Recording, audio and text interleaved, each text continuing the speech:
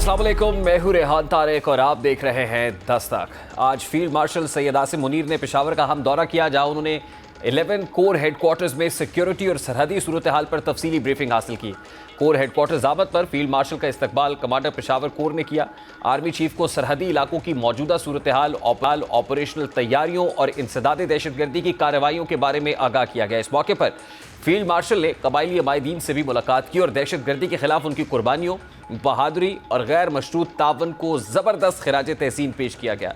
कबायली अमायदीन ने पाकिस्तानी अफवाज के साथ भरपूर यकजहती का इजहार करते हुए अफगान तालिबान की ज़्यादतियों पर खुलकर बात की।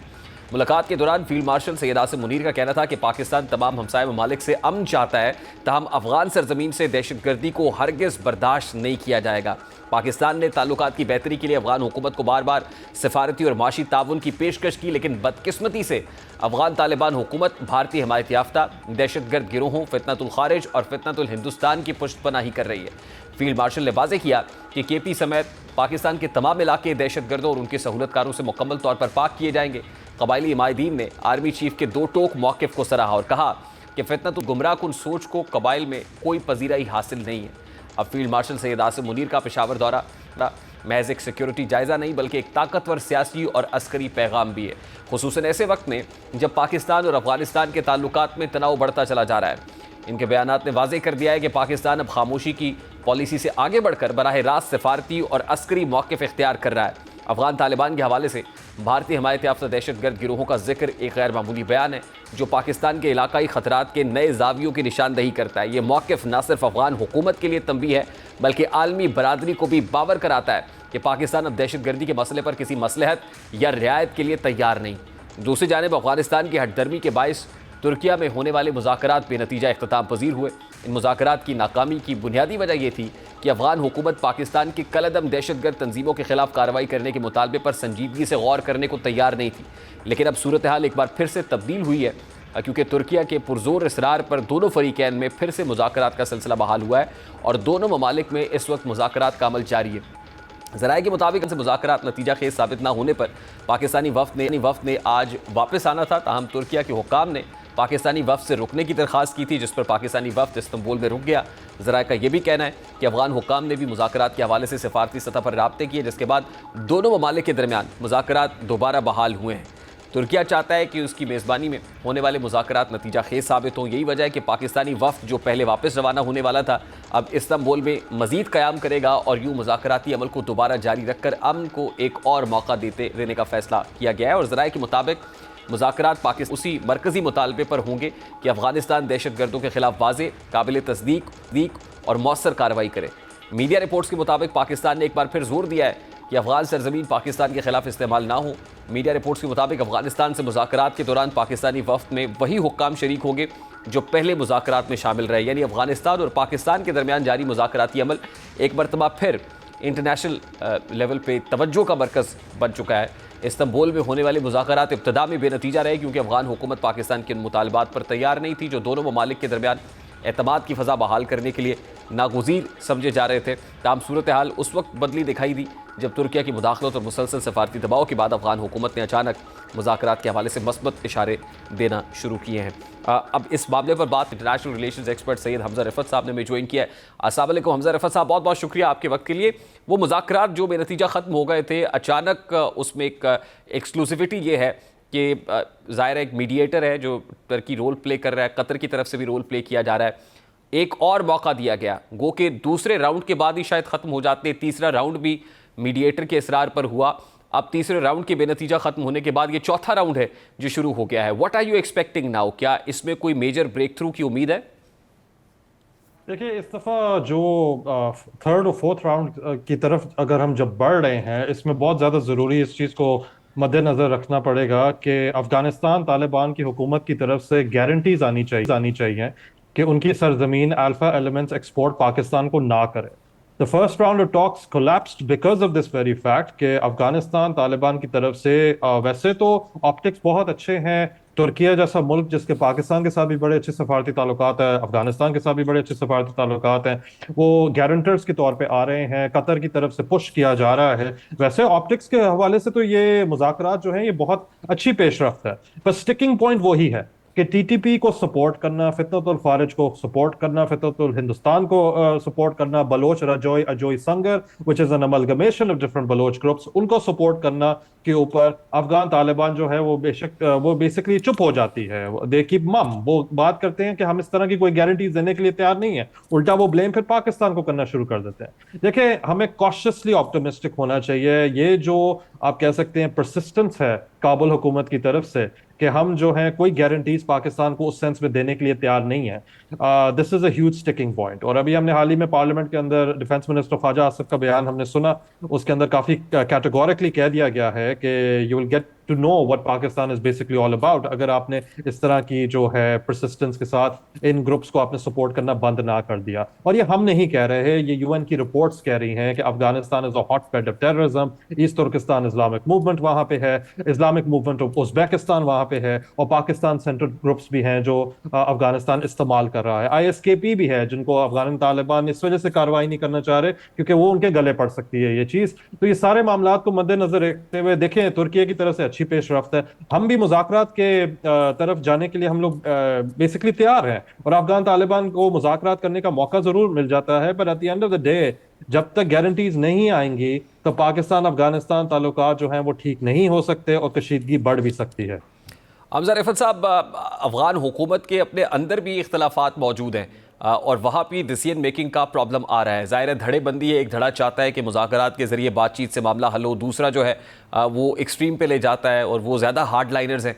तो what do you expect in this kind of a situation कि जहाँ पे ज़ाहिर है अपना भी हाउस इन ऑर्डर नहीं है, फिर इंटरनल आपने बहुत सारे ग्रुप्स की बात की जो अफगानिस्तान से ऑपरेट कर रहे हैं, और फिर दोहा पीस एग्रीमेंट के अंदर उन्होंने लिख के दिया था कि वो अपनी सरजमीन किसी दूसरे मुल्क के खिलाफ इस्तेमाल नहीं होने देंगे। तो फिर how will they be able to make sure के ये नहीं होगा, क्योंकि इंटरनली भी बहुत सारे प्रॉब्लम्स तो हैं, उनकी अपनी लेजिटिमेसी को खतरात लाहक हैं। बिल्कुल ऐसे अफगानिस्तान के अंदर व्यूवर्स को पता होना चाहिए कि दो फैक्शंस है तालिबान के, एक कंदहारी तालिबान है और एक काबुल के तालिबान है। काबुल तालिबान जो है वो अपने आप को उन्होंने इंस्टीट्यूशनलाइज किया हुआ है, वो लेजिटिमेसी चाहते हैं, पर लेजिटिमेसी जो है वो अकॉर्ड नहीं की जाएगी इंटरनेशनल कम्युनिटी की तरफ से, और उनको समझा ये जाता है वो थोड़े से सॉफ्ट है। कंदहारी तालिबान जो हैं वो बेसिकली मिलिटेंट्स हैं, वो रोग हैं, वो अग्रेसिव हैं, वो बिलीव करते हैं कि काइनेटिक मेजर्स के जरिए जो है वो अफगानिस्तान की मांगे पूरी हो सकती हैं, उनकी आवाम की नुमाइंदगी, आवाम बेसिकली खौफ हरास के अंदर पाई जाती है कंदहार वाले रीजन के अंदर। और कुना प्रोविंस के अंदर जो है वो इस वक्त आईएसकेपी जो है वो रिहाइश पजीर है, और साथ साथ ईस्ट तुर्किस्तान इस्लामिक मूवमेंट भी है। अब आपके पास नजर आ गया कि इतनी सारी तंजीमें अफगानिस्तान के अंदर ऑपरेट कर रही हैं। दूसरा, कंसेंसस का एज सच कोई नजर नहीं आ रहा, बहुत ही पोलराइज्ड, आपने सही फरमाया कि पोलराइज्ड है उनकी तरफ से हुकूमत की लाइन जो है। काबुल हुकूमत के अंदर कुछ अगर रीजनेबल मिनिस्टर्स हैं वो बात करते हैं कि ठीक है हम पाकिस्तान को सिक्योरिटी गारंटीज दे देते हैं, और इस्लामाबाद भी हमें सिक्योरिटी गारंटीज देते हैं। मैं एक हाइपोथेटिकल्स के अंदर बात कर रहा हूं, अगर इस तरह की कोई बात आना शुरू हो जाती है तो कंधारी तालिबान की तरफ से काफी हद तक प्रेशर बढ़ सकता है कि आप इतना सॉफ्ट लाइन क्यों ले रहे हैं। तो ये अफगानिस्तान के अपने अंदरूनी मामलात है, उनको खुद इस चीज को ठीक करना पड़ेगा। हमारे यहाँ बासवाए कुछ सियासी जमातों के सारी सियासी जमातें एक पेज के ऊपर हैं, क्योंकि नेशनल सिक्योरिटी का मामला है ये। आप अपटेक देखें वायलेंस के अंदर, टीटीपी ने, और ये जो अभी हाल ही में खुर्रम के अंदर जब इन्होंने अटैक किया है तो आपने नोट किया होगा कि अफगान तालिबान वो working in lock step with Fitnatul Khawarij, जब वो पाकिस्तानी फोर्सेस के ऊपर अटैक कर रहे थे, बुज़दिलाना हमला कर रहे थे। तो ये बेसिकली अफगानिस्तान के अंदर एक तो प्लॉजिबल डिनाइबिलिटी है, दूसरा पोलराइजेशन है उनकी सियासी लैंडस्केप के अंदर। तीसरा सबसे बड़ा मसला ये है कि ये जो तंजीमें इस वक्त ऑपरेट कर रही हैं उनको वो स्पेस मिला हुआ है, वो एक कंड्यूसिव एनवायरनमेंट मिला हुआ है कि वो इस तरह की हरकतें करते रहेंगे। और मॉस्को फॉर्मेट अभी जो हाल ही में हुआ है उसके अंदर भी अफगानिस्तान जो है वो लिप सर्विस तो दे देता है कि हमारी सरजमीन चीन के खिलाफ नहीं इस्तेमाल होगी, रूस के खिलाफ नहीं इस्तेमाल होगी, पर हमने अभी कुछ साल पहले मॉस्को के अंदर अटैक देखा कि Tajik militants join the ISKP in Afghanistan, और फिर जाके क्रॉकस सिटी हॉल अटैक जो है ना वो अटैक उन्होंने किया।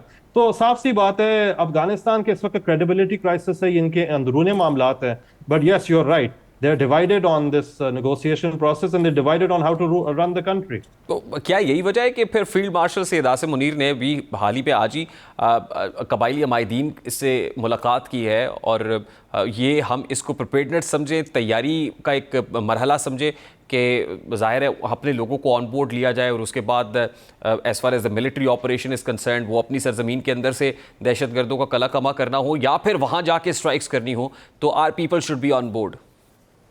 देखिए, our people should definitely be on board. मेरे ख्याल से फील्ड मार्शल आसिम मुनीर की तरफ से अच्छी पेशरफ्त है कि आप आवाम को देखें। हमारे यहाँ जो ट्राइबल एरियाज हैं वहाँ पे शरीफ लोग रहते हैं, मेजॉरिटी ऑफ देम। वहाँ पे वो नहीं चाहते कि कोई भी मिलिटेंट अफगान बॉर्डर क्रॉस करके उनकी सरजमीन के ऊपर जब रिहाइश पजीर होगा तो वो उनको आइसोलेट कर देते हैं, ऑस्ट्रसाइज कर देते हैं कि आपने इस तरह की हरकतें की है, इस्लाम का आपने बदनाम किया, आपने पश्तून वली के कस्टम्स को आपने बदनाम किया, आप हमारी सोसाइटी का हिस्सा नहीं बन सकते। तो ये अच्छी पेशरफ्त है कि अगर आपने आवाम को ऑन बोर्ड लेके अगर आप ये ऑपरेशंस करेंगे तो मिलिटेंसी को डील करने में काफी आसानी होगी। यही चीज जो है मैं एग्जांपल दूंगा श्रीलंका की। जब लंका तमिल टाइगर इलाम जो एलटीटीई की थी तंजीम, वहां पे जब वो सुसाइड अटैक्स कर रहे थे तो राजापक्सा हुकूमत ने जो अच्छी चीज ये की थी कि उन्होंने कोशिश ये की, कामयाबी में के अंदर थोड़ी सी फ्लक्चुएशन थी, कि तमिल पॉपुलेशन को ऑन बोर्ड लेके उन्होंने फिर एलटीटीई के खिलाफ कार्रवाई की। तो this is exactly the approach that needs to be adopted. हमारे ऑपरेशंस का हरगिज मतलब ये नहीं हो सकता कि चार दीवारी जो है उसको उसकी बेसिकली उसको वायलेट किया जाए और जो है डिस्प्लेसमेंट हो, ये हम नहीं चाहते। इन तमाम चीजों से हम ऑलरेडी गुजर चुके हैं। तो इस वजह से जो ट्राइबल सेंटिमेंट है वो एंटी अफगान है। ट्राइबल सेंटिमेंट जो है वो एंटी, आप कह सकते हैं, टेररिज्म है और एंटी अल्फा एलिमेंट्स है। और ये एक बहुत अच्छी पेशरफ्त है जिससे पाकिस्तान जो है काइनेटिकली एटलीस्ट और सॉफ्ट पावर के तौर पे ये जंग जो है हम पहले भी जीत चुके हैं और इंशाल्लाह आगे को भी जीत जाएंगे। हमजा रिफत साहब, lastly this is not a matter of Pakistan या अफगानिस्तान, बल्कि ये एक रीजन का एक इशू बन सकता है अगर ये तनाव बढ़ता है। अब जैसे हम फितनतुल हिंदुस्तान की बात करते हैं, फितनतुल खारिज के साथ साथ, तो अब ज़ाहिर है खित्ते के और प्लेयर्स भी हैं। आप उनको कहाँ देखते हैं इस वक्त? उनकी तरफ से क्या एफर्ट्स, कोशिशें हो रही हैं? और फिर जाहिर है दोहा पीस एग्रीमेंट का जो एक बड़ा स्टेक होल्डर हमेशा से बात होती है, फिर बगराम एयरबेस की बहुत हम बात सुनते हैं और करते हैं, और फिर अमेरिका जो है इस सारी पिक्चर के अंदर उसका क्या रोल है? आपको लगता है कि they are very much silent at this moment, या आपको लगता है बैकड्रॉप में कहीं ना कहीं वो अपना रोल प्ले कर रहे हैं, या ये पावर्स चाहती हैं कि ये सीज फायर हो, हालात कशीदगी की तरफ ना जाए? देखिए, रीजनल पावर्स की अगर हम बात करें उसमें चीन है, रूस है, बेसिकली जो मॉस्को फॉर्मेट के मेंबर स्टेट्स हैं, और उसके साथ साथ जो एससीओ मेंबर स्टेट्स हैं, और अफगानिस्तान की जाहिर बात है उनके साथ बातचीत तो चलती है। देखिए, अफगानिस्तान का सोल्यूशन जो है वो एक रीजनल सोल्यूशन हो सकता है, पर आप खुद देख लें कि चाइना और रशिया जैसे ममालिक, चाइना ने बैक चैनल टॉक्स किए थे तालिबान हुकूमत के साथ जब 2021 का विड्रॉल हुआ और काबुल का टेक ओवर हो चुका था। रूस ने अभी हाल ही में काबुल को रिकग्नाइज किया है। तो अगर आप रूस को देख लें और चाइना को देख लें, उनकी तरफ से भी बार बार इस चीज़ का इजहार किया जा रहा है कि आप अपनी सरजमीन को उन ग्रुप्स के तौर पर, और जो पाकिस्तान सेंट्रल ग्रुप्स भी हैं, इस्तेमाल ना करवाएं, जिसकी वजह से इन्वेस्टमेंट्स जो है वो काफी हद तक कॉम्प्रोमाइज हो सकती है, पीस एंड स्टेबिलिटी कॉम्प्रोमाइज हो सकती है। C5 states in central Asia के जिन्होंने पोस्ट स्टालिनिस्ट मॉडल जो है वो उन्होंने अपने अपनाया हुआ है, वहां पे इस्लामिज्म की ऐसा कोई जगह नहीं है, वो भी बहुत ज्यादा कंसर्न्ड है। और वो ये कहते हैं कि अगर अफगानिस्तान की situation it spirals out of control तो हमारी इकोनॉमीज, जो हमारे यहाँ जो सेक्युलर लोग रहते हैं यहाँ पे, हालांकि प्रेडोमिनेटली मुस्लिम है, बट सेक्युलर लोग यहाँ पे रहते हैं, तो वहां पे जाके जो है अटैक्स हो सकती है, रेडिकलाइजेशन बढ़ सकती है। तो तुर्किया हो गया, कतर हो गया, चाइना हो गया, रूस हो गया, ये प्लेयर जो हैं बहुत हद तक अहम रहेंगे। अमेरिका के देखें, अमेरिका और तालिबान हुकूमत के दरमियान ट्रस्ट डेफिसिट बहुत ज्यादा है। बागराम एयरबेस जब मांगा वापस डोनाल्ड ट्रंप ने, तो उसकी तरफ से एक डिमार्श आया था Kabul ministry of foreign affairs से कि हम बागराम जो है वो basically it's a no show, it's not worth compromising at all.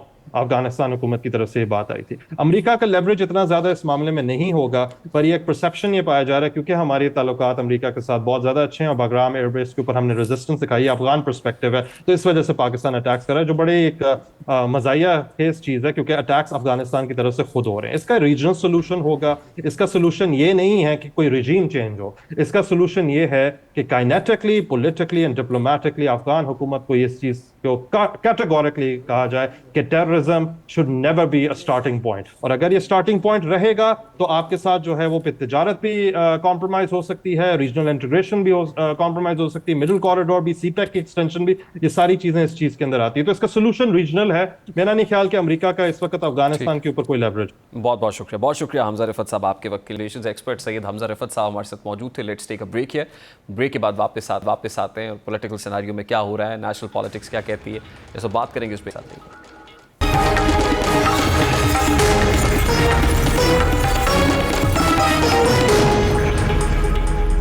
Tehreek Insaf अब भी इख्तलाफात के शिकंजे में जकड़ी हुई है। खैबर पख्तूनख्वा में नए वज़ीर आला के इंतखाब के बाद भी पार्टी अंदरूनी कशमकश का शिकार है। यहाँ तक कि बानी PTI से आज मुलाकातों के दिन पर भी तहरीक इंसाफ में अंदरूनी तकसीम वाज़े होती दिखाई दी। वो कि आज PTI से पार्टी रहनुमा की मुलाकात नहीं हो सकी। बानी PTI से तहरीक इंसाफ मुलाकात ना होने पर बार बार सवाल भी उठाती आई है। लेकिन दिलचस्प बात यह है कि डयाला जेल में बानी PTI से मुलाकात के हवाले से जो फहरिस्त भेजी जाती है अब उसको लेकर भी पार्टी में तजाद पाया जा रहा है। मीडिया रिपोर्ट्स के मुताबिक बानी PTI से आज मुलाकात के लिए नामों की अलग अलग फहरिस्तें सामने आई और ये फहरिस्तें सलमान अकरम राजा और बैरिस्टर अली जफ़र की जानिब से जारी की गई, जिनमें मुलाकात करने वाले रहनुमाओं के नामों पर में फ़र्क था। और मीडिया रिपोर्ट्स के मुताबिक सलमान अकरम राजा की लिस्ट में सुहेल आफरीदी, बाबर सलीम सवाती, असद कैसर, जुनैद अकबर और तैमूर सलीम झगड़ा के नाम शामिल थे। और दूसरी जानिब बैरिस्टर अली जफ़र की लिस्ट में सुहेल आफरीदी, जुनैद अकबर, शाहिद खटक, ओन अब्बास, तैमूर सलीम और इसी तरह से ज़र आलम खान के नाम शामिल थे। और अब इस हवाले से PTI ज़राए का कहना है कि मुलाकातों की फहरिस्त मुरतब करने की जिम्मेदारी बैरिस्टर अली जफ़र को दी गई थी।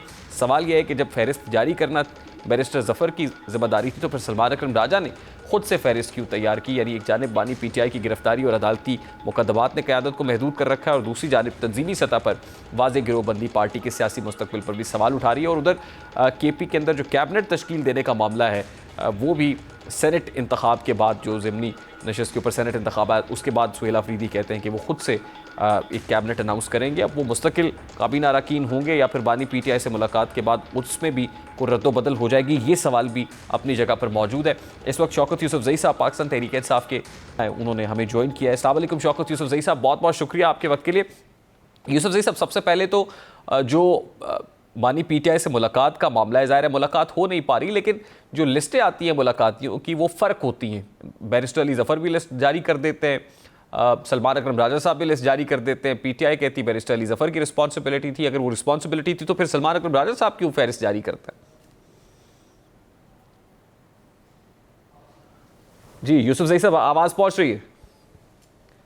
शौकत यूसुफजई साहब को दोबारा कनेक्ट करने की कोशिश करेंगे। अब सुहेल आफरीदी साहब कैबिनेट के हवाले से ये कह रहे हैं कि सेनेट के इलेक्शन के बाद वो कैबिनेट अनाउंस करेंगे, ताहम ये कैबिनेट हतमी होती है, फाइनल होती है या फिर इसमें भी कुछ चेंज आता है?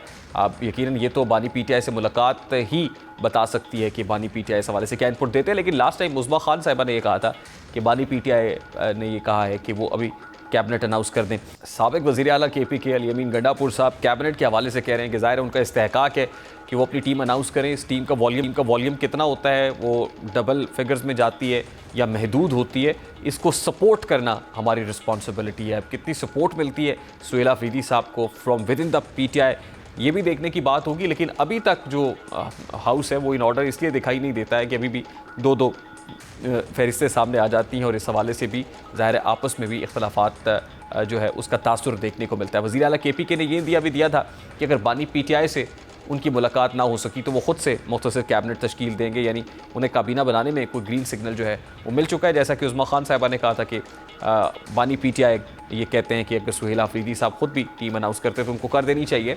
और ज़ाहिर है काबीना ना होने से इस वक्त सूबे के मामलात जो हैं वो भी जमूद का शिकार हैं, वो भी अपनी जगह पे स्टैंड स्टिल के ऊपर है और कैबिनेट तश्कील नहीं दी जाती तो फिर सूबे के मामलात मज़ीद उलझ भी सकते हैं। ताहम ये वो इंतखाब है जिसके बाद ये कोई ना कोई कैबिनेट की अनाउंसमेंट सुहेल आफरीदी साहब की तरफ से सामने आ जाएगी। अभी एक ब्रेक लेते हैं। शौकत यूसुफजई किया है लेकिन गालिबन उनके एंड से कुछ सिग्नल्स का इशू है। ब्रेक लेते हैं, ब्रेक के बाद वापस आएंगे, गुफ्तगू को कंटिन्यू करेंगे, हमारे साथ रहिए।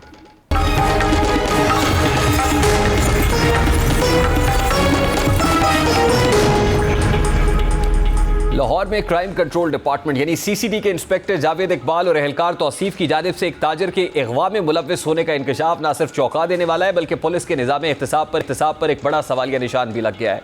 जिस इदारे का बुनियादी मकसद शहरियों को तहफ़्फ़ुज़ फराहम करना हो, अगर वही इदारा आवाम की जानो माल के लिए ख़तरा बन जाए तो फिर कानून की रिट, इंसाफ का तवाज़ुन और अवामी एतमाद चकनाचूर होकर रह जाते हैं। ये वाक़या महज एक इनफरादी जुर्म नहीं बल्कि पुलिस ढांचे में मौजूद उस गहरी बीमारी की अलामत है जो वर्दी के तकद्दुस को मजरूह कर रही है। अब लाहौर पुलिस की रिपोर्ट के मुताबिक इंस्पेक्टर जावेद इकबाल ने अपने ही मातहत एहलकार के साथ मिलकर खाना के इलाके से एक ताजिर को अगवा किया। तावान की रकम 40 लाख रुपए तय की गई और इस नाम नहाद मुहाफिजों ने इसको वसूल भी किया। गो कि पुलिस ने बर वक्त कार्रवाई करते हुए मखवी को बाज़ेआब करा लिया और दोनों एहलकारों को गिरफ्तार कर लिया। लेकिन ये सवाल अपनी जगह मौजूद है कि पुलिस के अंदर ऐसा मनफी जहन कैसे परवान चढ़ता है जो खिदमत के हल्फ को भुलाकर मुजरमाना सोच अपनाता है। ऐसे वाक़यात ये साबित करते हैं कि पुलिस महकमे में एहतसाब का निज़ाम या तो कमज़ोर है या फिर दानिस्ता तौर पर इन वाक़यात को नज़रअंदाज किया जा रहा है। इंस्पेक्टर जावेद इकबाल का यह अमल इस बात का खुला सबूत है कि CCD जैसे हसास यूनिट्स में भी काली भेड़ें मौजूद हैं जो अपने इख्तियारात का नाजायज़ फ़ायदा उठाकर शहरियों को ही निशाना बना रही हैं। ये वो एहलकार हैं जो वर्दी की आड़ में कभी रिश्वत के ज़रिए, कभी दबाव के ज़रिए और कभी अगवा बराए तावान जैसे संगीन जराइम के ज़रिए कानून को मोम की राख बना लेते हैं। और इनका ये रवैया ना सिर्फ महकमा पुलिस की साख को दागदार करता है बल्कि इस पूरे निज़ाम इंसाफ को कमज़ोर बनाता है जिसकी बुनियाद तहफ़्फ़ुज़ और एतमाद पर है। अभी एक ब्रेक लेंगे और ब्रेक के बाद जब वापस आएंगे तो चीनी और अमरीकी सुदूर के माबैन मुलाकात और इसकी इंप्लीकेशंस पर बात करेंगे। इस ब्रेक के बाद हमारे साथ रहिएगा।